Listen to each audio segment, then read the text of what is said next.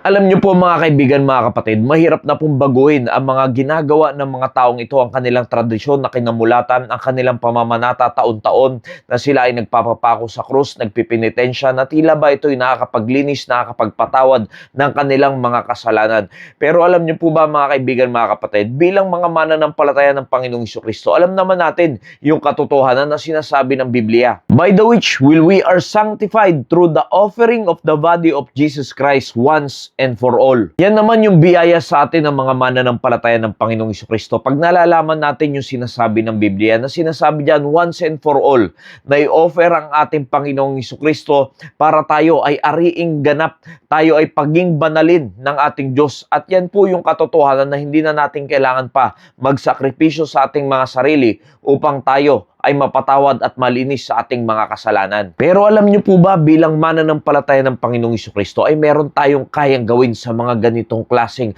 mga kababayan natin na ganito yung kanilang kinamulatan upang mapakilala natin sa kanila ang katotohanan. Lalo pa sa panahon ngayon na nakakaranas ang bawat isa ng krisis dahil sa pagtaas ng krudo, pagtaas ng gasolina, pagtaas ng mga bilihin.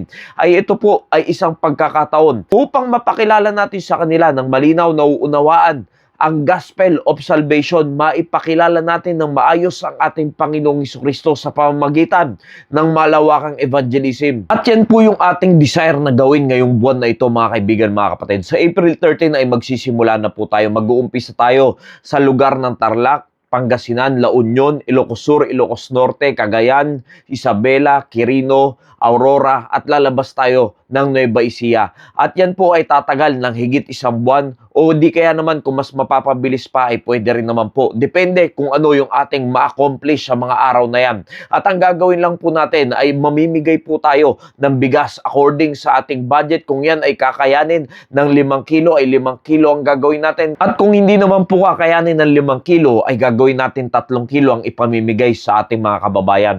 Meron na po tayong nai-ready na 30 boxes ng Bible. Ibig sabihin, bawat area na pupuntahan natin ay mamimigay po tayo ng Biblia. At okay na po yung ating mga Biblia. Ang mas kailangan po natin ngayon ay mga bigas. Kung kayo po ay kinakausap ng Panginoon, ay pwede po kayong mag-donate ng bigas kung yan po yung nais nyo po sa bawat lugar na ating pupuntahan.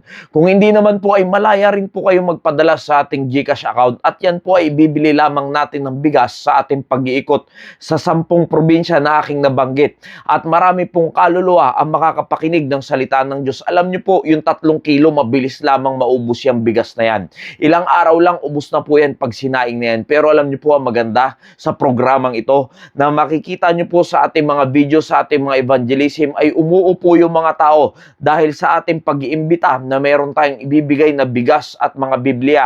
At dahil doon, nakakapag-focus tayo na ma-share ng maayos, malinaw na uunawaan ang salvation, ang gospel, ang maipakilala ang ating Panginoong Jesucristo sa mga taong wala pa sa ating Panginoon, wala pang relasyon sa ating Diyos. Dahil ating nauunawaan na kahit ano pang pagsigaw ang gawin natin na mali ang kanilang ginagawang tradisyon, ang kanilang pamamanata, na hindi yon ang daan para sila ay malinis, mapatawad sa kanilang mga kasalanan at tila ba maging mabango samyo sa Panginoon, ay marahil ay hindi sila makinig sa atin. Pero itong gagawin nating proyektong ito, itong gagawin nating misyon na ito, ay ito po ay makapagpapakilala sa mga taong hindi pa nakakakilala sa ating Panginoong Jesucristo at mauunawaan nila kung paano talaga naliligtas ang isang tao. Nawa naging pagpapala po ang mensaheng ito. Maraming salamat po. And God bless you all.